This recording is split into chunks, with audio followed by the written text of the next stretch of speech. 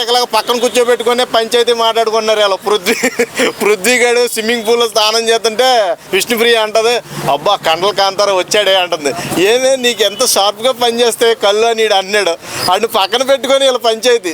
వాడిని ఒక్కడనే కాదే నేను ఇష్టపడేది, హౌస్లో నాకు చాలామంది ఇష్టం. అంటే చాలామంది అంటే ఇంకెంతమంది ఉన్నారేంటి అంటుంది ప్రేరణ. అన్నప్పుడు నాకు ఆదిత్య గారు కళ్ళు అన్నా ఇష్టం అంటుంది. ఆదిత్య గారు పెళ్ళి అవ్వకపోతే కళ్ళు కాదు మొత్తం అన్నీ చేసేలా ఉన్నాను. ఆయనకి పెళ్ళి అయిపోయిందమ్మా, పాపం వయసు పెద్దోడు వదిలేయి, ఆదిత్య అవును వదిలే.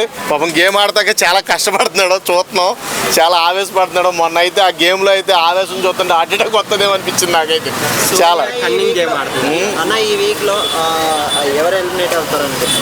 ఎలిమినేషన్ దాకా నేను అనుకున్న వాళ్ళందరూ ఇప్పుడు హై రేంజ్లో ఉన్నారు బాసు. ఓటింగ్ లిస్ట్లో నేను అనుకున్న వాళ్ళందరూ తారుమారైపోయినాయి ఓట్లు.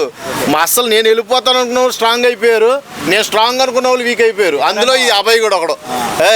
ఆ అబ్బాయి నేను అసలు ఊహించలేదు. సెల్ఫ్ నామినేట్ అవగానే చాలా అప్రిషియేట్ చేశా, చాలా అంటే చాలా అప్రిషియేట్ చేశా. అమ్మని అమ్మ వీడికి మంచి గట్స్ ఉన్నారా బాబు, వాడేంటో నిరూపించుకోవాలని సెల్ఫ్ నామినేట్ అయ్యాడు అని చాలా గర్వంగా ఫీల్ అయ్యా. కానీ వాడు మాటలో, వాడి శాస్ట్లో, వాడి గేమ్ ప్లే మొత్తం జీరో అయిపోయింది. నాగార్జున దృష్టిలోనే కాదు, బిగ్ బాస్ దృష్టిలో మొత్తం పూరా కంప్లీట్ ఆడు వరస్ట్ గేమర్గా తయారయ్యాడు ఇప్పుడు.